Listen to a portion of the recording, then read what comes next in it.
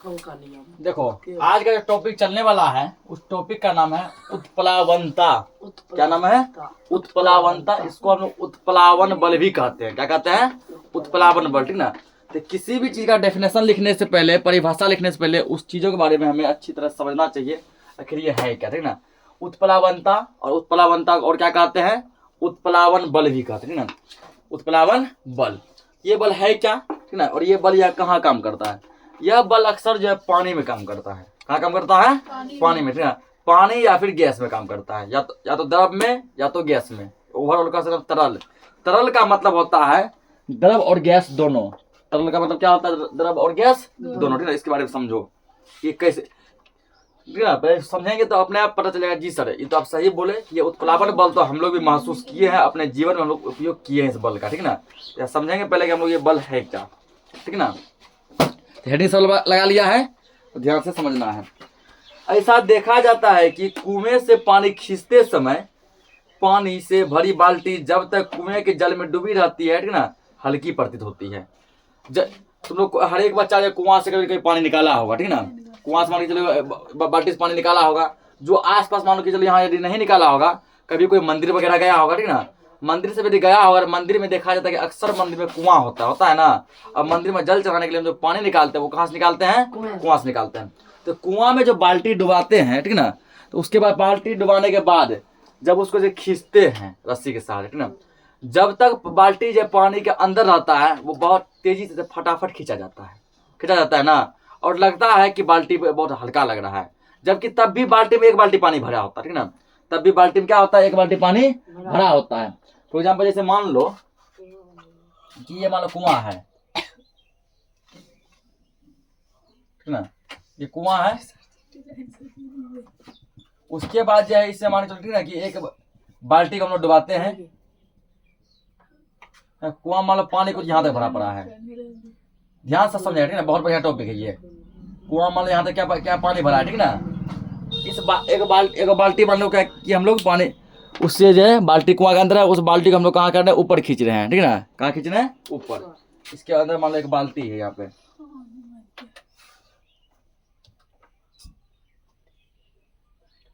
मार दीजिए। ठीक है। ये बांस तो लगाइए ऊपर में। ये वाला बाल्टी है। इस बाल्टी में वाला पूरा पानी भर गया है ना। तो हम लोग देखते हैं कि बाल्टी जब तक जो है कुआं के अंदर होता है, ठीक है, इसको जब रस्सी के सहारे हम लोग खींचते हैं, रस्सी के सहारे हम लोग खींचते हैं, तब तक क्या होता है? खींचने में बहुत आसानी होता है ना। खींचने में बहुत क्या होता है? आसानी ना। ओवरऑल हमको जो है ना बहुत ही हल्का लगता है। वो खींचने में लगता है ना कैसा प्रतीत होता है? हल्का प्रतीत होता है। लेकिन जो है जैसे ये बाल्टी मान लो धीरे धीरे जब ऊपर उठता है, धीरे ध्यान समझो, ऐसे मतलब खींच रहे हैं। जब तक ये बाल्टी कुएं की गहराई में पानी के अंदर है तब तक खींचने में बहुत मजा आता है ना। और हल्का लगता है, चाहे कितना भी बड़ा बाल्टी क्यों ना हो, चाहे कितना ही छोटा बाल्टी क्यों ना हो। ठीक है। जबकि चाहे पानी उसमें आधा भरा हुआ हो, चाहे पानी उसमें पूरा भरा हुआ हो, ठीक है ना, खींचने में मजा आता है, हल्का लगता है। उसके बाद जैसे कुछ समय के बाद, ठीक ना, जैसे खींचते खींचते एक समय ऐसा आता है कि बाल्टी मान लो कहाँ आ गया? पानी के ऊपर आ गया। ठीक ना। मान लो कंडीशन 2 ऐसा आ गया। यहाँ तक मान लो पानी था। अब मान के चलिए बाल्टी ना हम लोग पूरा बल लगाए इसको खींचने के बाद देखा गया कि बाल्टी जो कुछ यहाँ पे आ गया।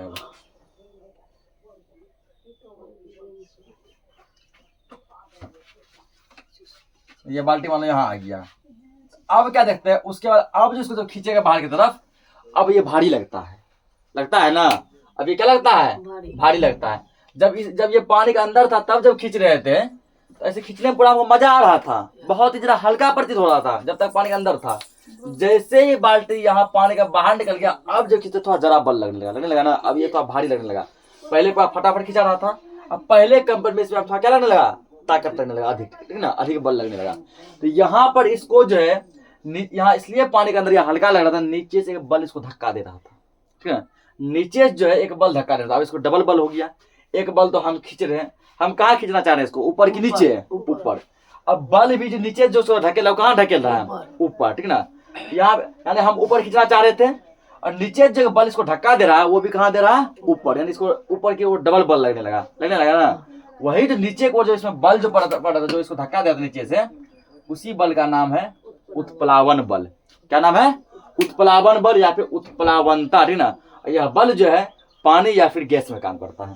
क्या काम करता है, पानी या फिर गैस में काम करता है ना। ये बल हवा में काम नहीं करता है।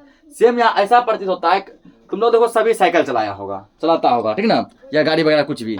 जब हम लोग साइकिल या गाड़ी चलाते हैं, कभी कभी क्या देखते हैं ना, मान के चलो जैसे कि हम लोग साइकिल इधर चला रहे हैं, मान लो, ठीक है ना, मान लो पूर्व पश्चिम मान लो जा रहे हैं, तो हम लोग क्या देखते हैं आगे हम लोग जा रहे हैं ना, ठीक ना, और हवा भी हमको पीछा धक्का देता है ना। हवा भी हमको क्या करता है, पीछा से धक्का देता है। अगर समझ लो कि साइकिल पे हम लोग जो है 10 न्यूटन का बल लगाते हैं आगे भगाने के लिए, ठीक ना, और हवा भी हमको क्या कर रहा है, 5 न्यूटन के बल से पीछे से आगे ये धकेल रहा है ना। तो 10 न्यूटन हमारा अपना बल हो गया, अब 5 न्यूटन बल क्या हो गया, पीछे से हवा हमको सपोर्ट कर रहा है। यानी टोटल साइकिल पे कितना न्यूटन बल लग रहा है, 15 न्यूटन लग रहा है। कितना लग रहा है, 15 न्यूटन। उस कंडीशन में क्या होता है, साइकिल अधिक भागता है। हल्का से पैडल खड़े मारते हैं ना, साइकिल पर फास्ट भागता है। यदि हवा भी हमको पीछे धकेल रहा है, हम आगे जाना चाह रहे हैं, हवा भी ढकेल के हमको कहाँ भेज रहा है, आगे भेज रहा है। कभी कभी ऐसा होता है, हम जाना चाह रहे हैं इधर, हवा उधर से रोकता है, आगे से मारता है ना। मान लो कि हम 5-10 न्यूटन से जा रहे हैं, हवा 3 न्यूटन से उधर से धक्का दे रहा है, ठीक ना, तो हमारा साइकिल तो 10 न्यूटन नहीं चलता है, 7 ही न्यूटन चलता है, ठीक ना। तो वही काम यहाँ पे है, हम ऊपर खींचना चाह रहे हैं, पानी ऊपर ढकेल रहा है। तो इसी बल का नाम है उत्प्लावन बल। क्या नाम है, उत्प्लावन बल, यानी उत्प्लावनता भी कहते हैं इसको, ठीक ना। तो समझो इसको। तो ये अक्सर कहाँ देखा जाता है, पानी में। ये देखा जाता है पानी में, ठीक है। पानी या फिर गैस में ये बल लागू होता है, हवा में ये बल लागू नहीं होता। साइकिल का एक एग्जांपल लेके बताए, जैसा वहां महसूस करते हैं ना, यहाँ भी ना वही काम होता है, ठीक। अब जैसे देखो आगे, तो क्या देखते हैं, जैसे ही वह पानी से बाहर आने लगता है तो भारी लगने लगता है। जो अभी समझाया है, ठीक ना, कि कुआं से जैसे बाल्टी खींचते हैं, वो जब बाहर आने लगता है कैसा लगने लगता है, भारी लगने लगता है। ठीक इसी तरह एक पत्थर के टुकड़े को पानी के अंदर आसानी से उठाया जाता है। मान लीजिए भारी भरकम पत्थर ले लिए, उसको नदी में डुबा दो, ठीक ना, पानी में डुबा दिए ना। डुबाने के बाद जब आप पत्थर क्या करो, दोनों हाथ से उठा रहे करके, तो पत्थर कैसा लगेगा, हल्का लगेगा। कैसा लगेगा, और जैसे ही पत्थर मान के जब पानी के बाहर क्या लगने लगता है, पूरा भारी लगने लगता है, ठीक ना। तो आसानी से उठा लेते हैं। यही पत्थर का टुकड़ा पानी से बाहर आते ही अचानक भारी हो जाता है। ये देखो कंडीशन फर्स्ट, जब तक पत्थर देखो क्या था, पानी के अंदर था, ये लड़का बहुत आसानी से उठा पा रहा था ना, उसको बहुत मजा आ रहा था, हल्का लग रहा था। और जैसे ही पत्थर देखो या दूसरा कंडीशन पानी से बाहर आया, ठीक ना, देखो क्या कंडीशन होगी इसका, पूरा इसको पूरा भारी लगने लगा है ना। ये एक दूसरा फिगर है, मानी तो कोई चीज पानी में दे दिया, ये क्या हो रहा था ना, जब तक पानी के अंदर था, अंदर से भी क्या लग रहा था, बल लग रहा था, ऊपर भाग रहा था ना। अब पानी जब बाहर ही आ गया, अब ये भारी हो गया। यानी ये बल कहाँ काम करता है, ओवरऑल ये बल काम करता है तरल में। तरल का मतलब होता है द्रव और गैस दोनों, समझो आगे। इसका कारण यह है कि जब कोई वस्तु किसी द्रव में डूबती है तो वह वस्तु आयतन के बराबर द्रव विस्थापित हो जाता है ना। जितना वस्तु का आयतन है उतना पानी वहां से विस्थापित हो जाता है। क्या होता है, विस्थापित हो जाता है, ठीक ना। यह विस्थापित द्रव उस वस्तु पर ऊपर की ओर बल लगाती है, जो अभी समझाए हैं। वो पानी जितना पानी विस्थापित होती है, वो विस्थापित द्रव उस वस्तु पर ऊपर की ओर क्या लगाता है, बल लगाता है, ऊपर की ओर से धक्का देता है, ठीक है। ऊपर की ओर क्या करता है, धक्का देता है, ऊपर की बल लगाती है, जो वस्तु के भार को अप्रत्यक्ष रूप से घटा देती है। जिससे क्या होता है, वस्तु का वजन, वस्तु का भार वो क्या हो जाता है, घट जाता है। क्या हो जाता है, घट जाता है, ठीक ना, घटा देती है। ऊपर की ओर लगने वाले बल को उत्प्लावन बल कहते हैं। क्या कहते हैं, उत्प्लावन बल कहते हैं, या इसको उछाल बल भी कहते हैं, क्योंकि इसको उछाल नीचे से उछाल रहा है ना, इसलिए इसको क्या कहते हैं, उछाल बल भी कहते हैं, या उत्प्लावन बल भी कहते हैं, या उत्प्लावनता भी कहते हैं, ठीक ना। तथा ये पूरा घटना जो है ये उत्प्लावनता कहलाती है। यानी कि पानी के अंदर से या गैस के अंदर से जो ऊपर की ओर जो बल धक्का दिया वह बल उत्प्लावन बल कहलाता है। ये जो पूरा घटना हुआ इस सब घटने में, ठीक ना, कि बाल्टी डुबाए, फिर पानी उसको खींचे, जब तक अंदर था हल्का लगा, बाहर आया भारी लगा, ये पूरा घटना जो है उत्प्लावनता कहलाता है, ठीक ना। पृथ्वी के गुरुत्व बल के कारण ही वस्तु में भार होता है, ठीक ना। वस्तु में क्या होता है, भार होता है। अगर पृथ्वी में मान लो गुरुत्व बल नहीं होता, गुरुत्वीय त्वरण नहीं होता, तो कभी भी कोई वस्तु में भार नहीं होता, ठीक ना। कोई वस्तु में क्या होता है, भार नहीं होता। द्रव में डूबी हुई वस्तु पर एक साथ दो बल कार्य करते हैं। पानी में जो डूबता है उसमें कितना बल काम करता है, दो। कौन कौन? पहला पृथ्वी का गुरुत्व बल जो वस्तु को नीचे की दिशा में खींचता है, जबकि दूसरा उत्प्लावन बल जो वस्तु को ऊपर की ओर ढकेलता है। इसे द्रव में डूबी वस्तु को ऊपर उठाने के लिए कम बल लगाना पड़ता है, ठीक ना। अब देखो होता क्या है, तो कोई भी वस्तु, दुनिया के कोई भी वस्तु हो, उसमें एक बल हमेशा लगता है। एक बल क्या लगता है, हमेशा, ठीक ना। वो होता है गुरुत्वाकर्षण बल। जैसे मान चलो ये कोई वस्तु है, ठीक ना, ये मान लो कोई क्या है, वस्तु है। इस पर एक बल, दुनिया कोई भी वस्तु है, हम ही लोग हैं, या बड़ा बड़ा घर, मकान, बिल्डिंग, पेड़ पौधा, कुछ भी चीज है, ठीक ना, हर एक पे एक बल लगता है। वो बल लगता है नीचे को, इसको नीचे को खींचता है। इसको कहते हैं गुरुत्वाकर्षण बल। क्या कहते हैं, गुरुत्वाकर्षण बल, ठीक ना। अब मान के चलो हमको इस वस्तु को उठाना है। अगर गुरुत्वाकर्षण बल जो है, ठीक ना, आप पूछेगा सर गुरुत्वाकर्षण बल कितना लगता है, गुरुत्वाकर्षण बल कितना लगता है। फॉर्मूला बता तुम लोग, F बराबर mg, पता है ना, F बराबर mg। तुम प्रत्येक वस्तु में गुरुत्वाकर्षण बल अपने आप निकाल लेगा कितना लगता है। m जहां पर क्या है, वस्तु का द्रव्यमान है, g है गुरुत्वीय त्वरण। अगर मान लो ये वस्तु जो तुम्हारा जो है 10 kg का है, कितना kg का है, 10 kg का, ठीक ना। गुरुत्वाकर्षण बल इसमें कितना लगेगा, द्रव्यमान हो गया 10 हुआ गुना g का मान होता है 9.8 होता है। इसको गुना कर दो, ठीक ना।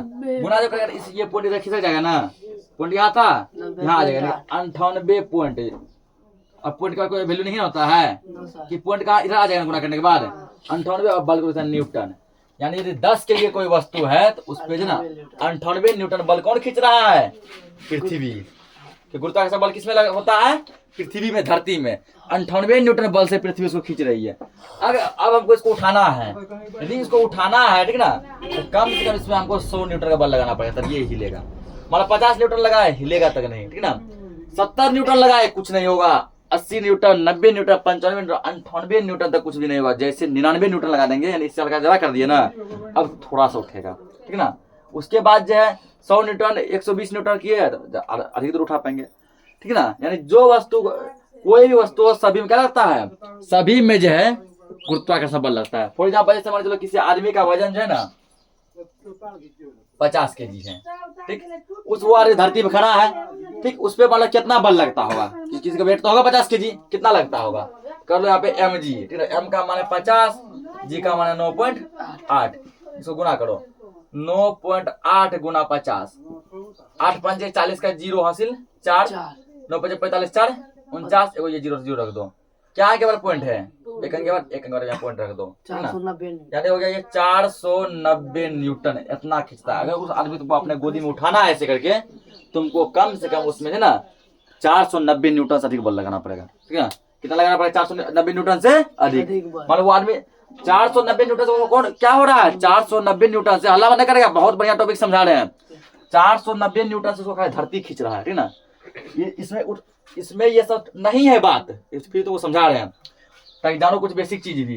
490 न्यूटन से उसको कौन खींच रहा है, धरती है। पृथ्वी खड़े हम लोग, पृथ्वी जो है, ठीक ना, अगर 50 kg कोई आदमी है 490 न्यूटन से खींच रहा है। इस प्रकार तुम किसी भी आदमी का गुरुत्वाकर्षण बल निकाल सकता है कि वो आदमी को पृथ्वी कितना न्यूटन के बल से अपनी ओर खींचती है।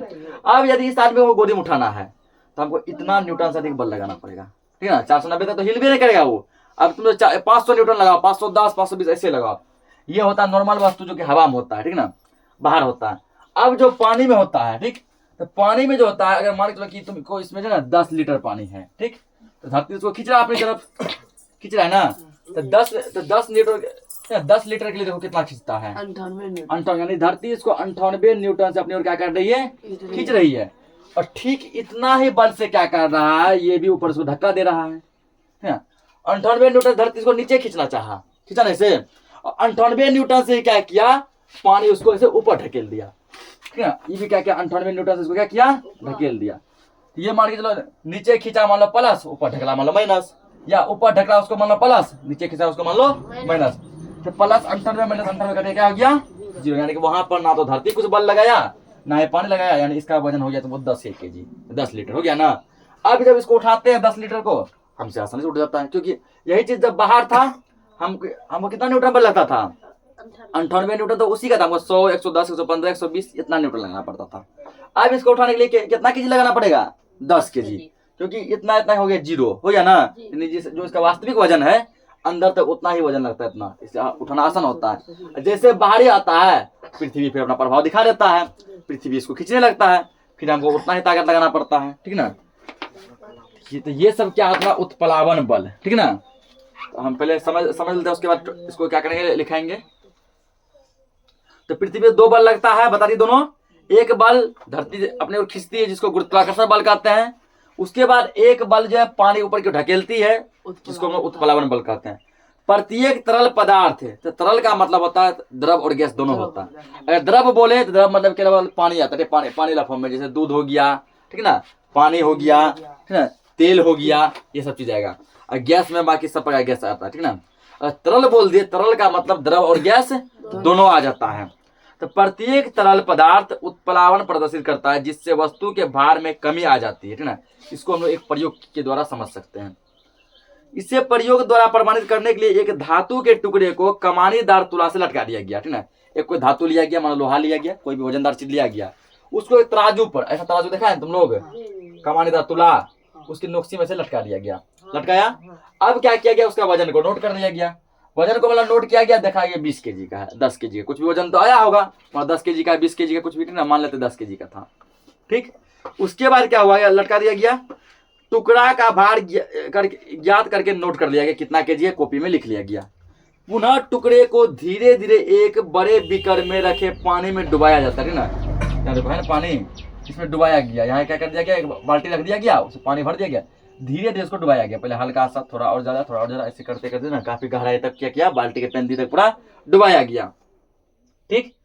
तो देखा जाता है कमानीदार तुला में पाठ्यांक घटता जाता, जो कि 10 kg था, जब पानी में हल्का डुबाया 9 kg हो गया, थोड़ा और डुबाया 7 kg हो गया, और बीच में कर दिया 5 kg का हो गया। यानी कि देखा गया प्रयोग में कि वस्तु के भार में धीरे धीरे कमी देखने को मिलने लगा। क्या मिलने लगा, कमी देखने को मिलने लगा, ठीक ना। जब टुकड़ा पानी में डूब जाता है तो भार पर कोई प्रभाव नहीं पड़ता, अतः इससे प्रमाणित होता है कि पानी में डूबने पर वस्तु के भार में कमी आती है, ठीक ना। ये प्रयोग के द्वारा देखा गया। ये प्रयोग तुम लोग अपने घर में भी कर सकता है, कोई बड़ा बात नहीं है, ठीक ना। मान लो कि हर एक को बच्चा तुला देखा होगा, उसको सिलेंडर वगैरह आदमी लटका के नापता है ना, कोई भी चीज लटका वजन करता है, ऐसा नोक्सी जैसा होता है, कोई चीज लटका लो, उसके बाद उसका वजन देखो कितना है, तो उसको पकड़े रहो, एक बाल्टी में से डूबा, देखो धीरे धीरे वजन घटने लगेगा, ठीक है। आसानी से हम लोग क्या कर सकते हैं, उसको कर सकते हैं। इसी तथ्य के आधार पर ग्रीक यानी कि यूनान का महान दार्शनिक ना, जिसको कि पहले ग्रीक कहते थे अब यूनान कहते हैं ना, यानी दोनों नाम है, ग्रीक और यूनान दोनों नाम है। वहां का महान दार्शनिक एवं गणितज्ञ जिसका नाम था आर्किमिडीज, ठीक है। बहुत बड़े दार्शनिक भी थे, बहुत बड़े गणितज्ञ थे, मैथमेटिशियन भी बहुत बड़का थे, ठीक ना। इसका नाम क्या, आर्किमिडीज। आर्किमिडीज ने एक सिद्धांत प्रतिपादन किया जो आर्किमिडीज का सिद्धांत कहलाता है, ठीक ना। इसी के तथ्य पे क्या दिया, आर्किमिडीज ने एक रूल दिया, एक नियम दिया जो आर्किमिडीज का सिद्धांत कहलाता है। उससे पहले हम लोग क्या करेंगे, इसका डेफिनेशन लिख लेते हैं। इसका अब लोग डेफिनेशन लिखेंगे ना, इसको उत्प्लावनता नहीं उत्प्लावकता कर दो, उत्प्लावनता भी होता है, ठीक ना, यहाँ वक्ता ही कर दो। देखो इसका परिभाषा डेफिनेशन हम लोग लिखेंगे यहाँ पे कि किसी तरल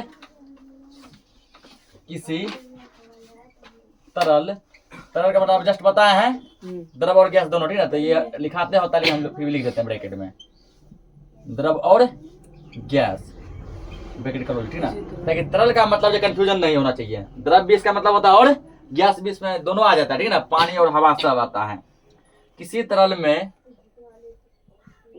अंशतः या पूर्णतः, अब बोले सर ये कौन सा नया वर्ड आ गया, अंशतः का मतलब होता है आधा डूबा हुआ, ठीक ना, या पूर्णतः, पूर्णतः का मतलब क्या होता है, पूरा डूबा हुआ, ठीक ना।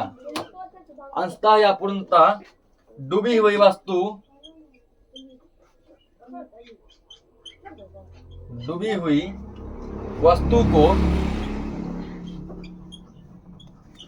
वस्तु को ऊपर की ओर धकेलने वाले ऊपर की ओर धकेलने वाले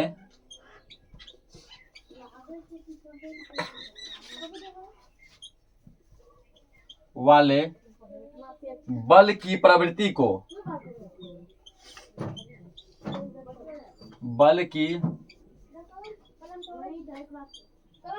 को उस तरल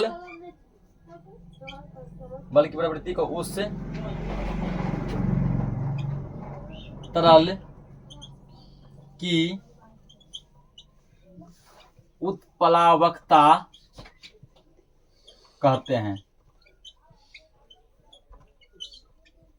बताओ ये डेफिनेशन लिखने में कितना समय लगता है कुछ भी। इस चीज को समझाने के लिए ये है, इतना कुछ समझाए, नोट करो इसको। अगला हम लोग का हेडिंग है आर्किमिडीज का सिद्धांत। आर्किमिडीज बताइए कि कौन थे?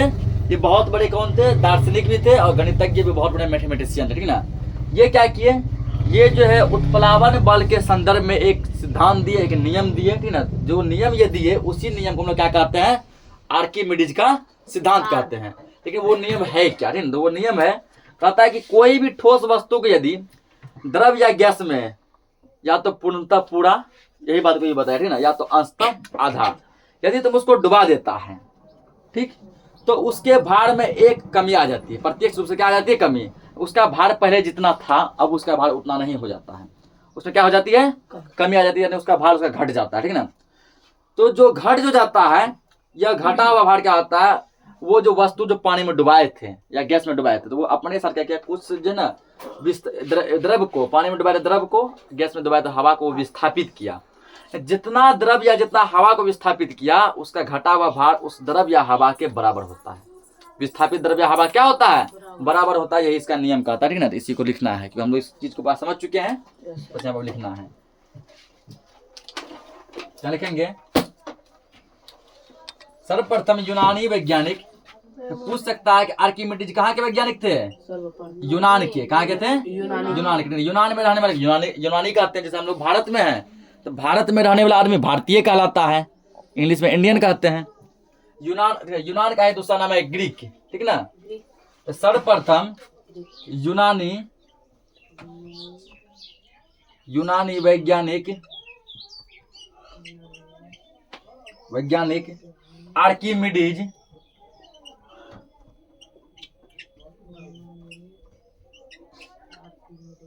आर्किमिडीज ने उत्प्लावन संबंधी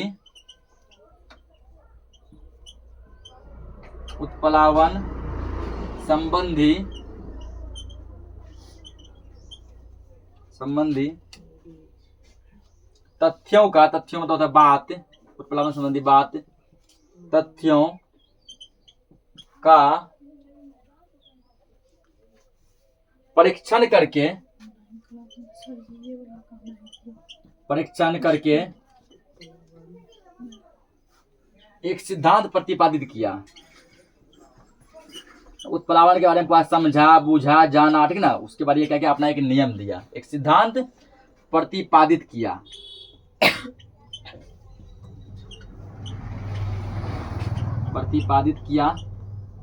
जो इस प्रकार है, ठीक ना। वो सिद्धांत इसका क्या था? जो इस प्रकार है। अब आर्किमिडीज साहब जो बोले थे, ठीक ना, उसको हम लोग क्या करेंगे? यहाँ पे डायरेक्ट लिखेंगे ये क्या बोले थे, इसका सिद्धांत क्या था, नियम क्या था, जो इस प्रकार है। लिखना है, जब किसी डबल देंगे इन्वर्टेड में, जब किसी ठोस वस्तु को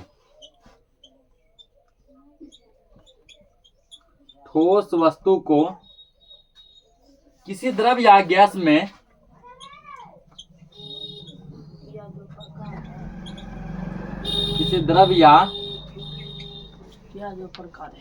गैस में या जो इस प्रकार यहाँ लगा, ठीक ना, इस प्रकार का मतलब नीचे है, तो प्रतिपादित किया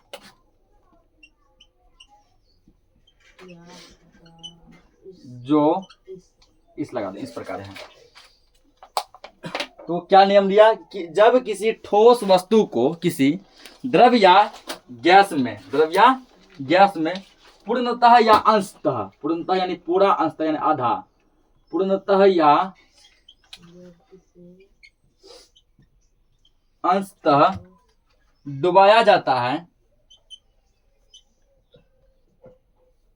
डुबाया जाता है,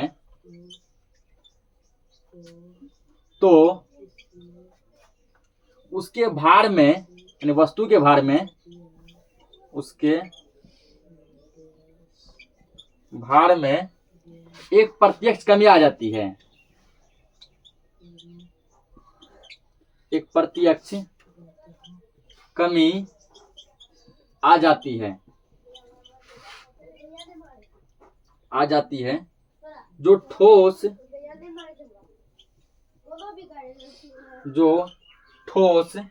वस्तु द्वारा,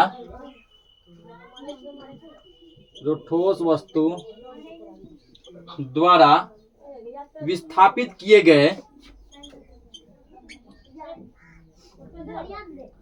विस्थापित किए गए, किए गए द्रव या गैस के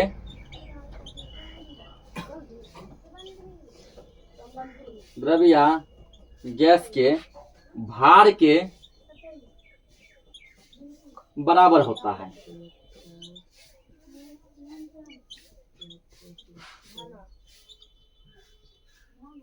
बराबर होता है, ठीक ना। ये सभी चीज जितना चीज पढ़ा रहे ना अभी, सब कुछ 11th में तुमको मिलेगा, लगभग टॉपिक तुमको 11th क्लास में पढ़ने को मिलेगा। तो आर्किमिडीज साहब जो नियम दिए, जो सिद्धांत दिए, उसमें इन्होंने कहा कि कोई भी ठोस वस्तु हो, ठीक ना, कोई भी क्या हो, ठोस वस्तु हो, जब उसको तुम द्रव यानी पानी या गैस में कहीं भी या तो पूर्णतः पूरा डुबा दो या अंशतः आधा डुबा दो, डुबाते हैं तो क्या देखते हैं, उसके भार में कमी आ जाती है, यानी वस्तु का भार पहले जितना था अब उसका भार उतना नहीं रहता है, उसके भार में क्या हो जाती है, कमी हो जाती है। कितना कमी होती है, जो ठोस द्वारा विस्थापित किए गए द्रव या गैस के भार के बराबर होता है। अगर तुम पानी में डुबाएगा तो वस्तु को डुबाते ही क्या करेगा, वो अपने साथ कुछ पानी को विस्थापित करेगा, ठीक ना। जितना पानी को विस्थापित किया उसके भार में उतना ही कमी आती है। अगर तुम गैस में डुबाएगा तो वो क्या करेगा, तो कुछ गैस को विस्थापित करेगा, जितना गैस को विस्थापित करेगा उसके भार में उतना ही क्या आती है, कमी आती है। यही था आर्किमिडीज का सिद्धांत, ठीक ना। गणित में भी ये, मैथ में भी ये बहुत कुछ दिया, क्योंकि ये बहुत बड़े मैथमेटिशियन थे, ठीक ना। अब थोड़ा आर्किमिडीज का हम लोग परिचय जानते हैं इसके बारे में, ठीक ना, उतना लिखना जरूरी नहीं है, इसके बारे में कुछ हम लोग जानते हैं, कुछ बेसिक चीज जानते हैं। आर्किमिडीज का जन्म 287 ईसा पूर्व सिसानी के सैराक्यूज नामक शहर में हुआ था। ईसा पूर्व मतलब ईसवी से भी पहले, ईसा पूर्व ईसवी कब चलता था, पहले। ईसा पूर्व जो है उल्टा होता था, जैसे कि अभी चल रहा है, जैसे 2025 चल रहा है, अगले बार क्या आएगा 2026, फिर अगले बार क्या आएगा 2027। ईसा पूर्व में क्या था, जैसे इसका जन्म जो 287 ईसा पूर्व में हुआ था, अगले बार 288 नहीं आएगा, 286 ईसा पूर्व, फिर नेक्स्ट ईयर 285 ईसा पूर्व, फिर अगले बार 284 ईसा पूर्व से घटते घटते घटते घटते जब एक दिन हुआ 1 ईसा पूर्व, अगले बार तब क्या हो गया, जीरो। क्या हो गया, जो उल्टा चलता है ना, मतलब 5 ईसा पूर्व, फिर अगले साल 4 3 2 1 जीरो। जब जीरो हुआ ना तो वहां पे ईसा पूर्व नाम हट के हो गया ईसवी। क्या हो गया, ईसवी। और उसी जीरो में जन्म हुआ था ईसा मसीह का, ठीक ना। किसका जन्म हुआ था, ईसा मसीह का। इसलिए जो है तो यानी कि 0 ईस्वी में किसका जन्म हुआ था, ईसा मसीह का। अब टाइम को बांट दिया गया, ईसा मसीह के जन्म से पहले जो भी समय होगा, 0 जो पहले समय होगा तो वो कहलाता है ईसा पूर्व। क्या कहलाता है, ईसा पूर्व। ईसा मसीह के जन्म के बाद का जो समय होगा, फिर 0 के बाद फिर 1 2 3 4 करते करते फिर 1000 1000 1002 करते करते 2000, फिर 2001 2 करते करते 2025 तक आए, उसको कहते हैं ईस्वी। हाँ, इसका जन्म ये समझो कि आज से 287 ईसा पूर्व 2000 ईस्वी हो गया, 287 उधर हो गया, मोटा मोटी समझो लगभग 2300 साल पहले, ठीक ना। तो कहाँ हुआ था, सैराक्यूज नामक शहर में हुआ था। कहा जाता है कि एक बार राजा हीरो ने अपने मुकुट जांचने की घोषणा करवाया कि यह मुकुट असली सोने का है या नहीं, ठीक ना। उस समय वहां के राजा थे, जिस राजा का नाम था हीरो, राजा हीरो, ठीक ना। उसको चेक करवाना था कि उसके पास जो मुकुट, राजा जो मुकुट जो पहनता है वो असली सोने का है या फिर नकली सोने का, ठीक ना। असली सोना का बना दिया गया कि कोई उसको ठग लिया है, ठीक। तो आर्किमिडीज साहब भी इस समस्या को सुनकर बेचैन थे, ठीक ना। वो सोचिए कि आखिर उस टाइम उतना ज़्यादा टेक्नोलॉजी था नहीं, ठीक ना। आज से 2300 साल पहले समझ सकते हैं, 2025 चल रहा है अभी, उससे भी 287 ईसा पूर्व पहले इसका जन्म हुआ, तो इसको जोड़ दो लगभग 2300 निकलेगा, ठीक ना। एक्यूरेट निकलेगा 2312 निकलेगा, ठीक। तो 2312 साल पहले की बात है ये, मतलब 2312 साल पहले इसका जन्म हुआ था। तो ये क्या थे, ये भी कंफ्यूज थे, ठीक ना, बेचैन थे। एक दिन जब वे नदी में स्नान कर रहे थे तो अचानक अपने भार में कमी महसूस की है, ठीक ना। जब वो नदी में स्नान कर रहे थे, क्या देखते हैं कि पृथ्वी पर जब वो चलते हैं तो उसको उसका शरीर बॉडी था भारी लग रहा, ठीक ना। और जैसे वो पानी में नहाने लगे उसका बॉडी हल्का लगने लगा, जिसके कारण हम लोग पानी में तैर पाते हैं। अगर आप पूछेगा तुमको कि पानी में कोई वस्तु क्यों तैर जाता है या पानी में कोई इंसान क्यों तैरने लगता है, उत्प्लावन बल का, ठीक ना। क्योंकि पानी हमको ऊपर को धक्का मारती है, ठीक ना। अब जब कोई चीज ऊपर की ओर हमको धक्का मारेगा, क्या नीचे डूबने देगा? नहीं। इसी बल के कारण, जो उत्प्लावन बल के कारण ना, बड़े बड़े जो ना नाव, बड़ा बड़ा जहाज ना पानी में तैर जाता है। उसमें दो तीन चीज काम करता है। पहला चीज काम करता है दाब जो बढ़ाए थे, जिसका क्षेत्रफल ज्यादा होगा उसका दाब कम होगा। जो चीज जितना बड़ा होता है उसके अंदर दाब भी होता है, क्या लगता है? कम लगता है। एक तो वहाँ वो हो गया कि नाव सब बड़ा होता है, दाब बहुत कम महसूस करता है। दूसरा है उत्प्लावन के बल, ठीक ना, कि वो पानी में चलता है, पानी इसको क्या कहते हैं, नीचे से भी धक्का मारता है, उस कारण भी वो नहीं डूबता है, ठीक ना।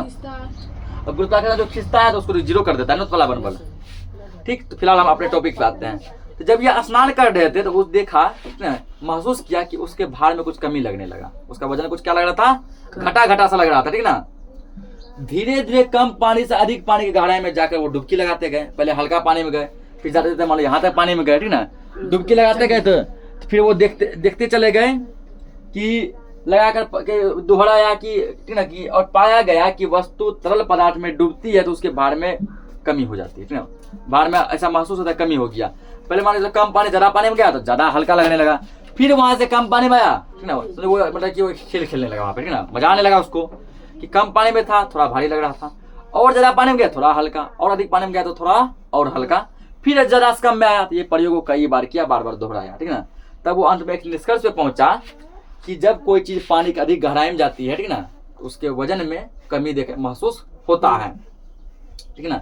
जो वस्तु द्वारा विस्थापित किए गए तरल के भार के बराबर होता है, वही चीज फिर बताया, उतना ही कमी महसूस होता है जितना वो अपने अगल बगल के पानी को क्या करता है, विस्थापित करता है ना। जैसे मान लो कि कोई चीज जैसे धम से तो पत्थर का टुकड़ा गिराएगा तो वहां जहाँ गिरा हो वहां के पानी को उछाल के बाहर फेंकता है, देता है ना, ऐसा हटा देता है।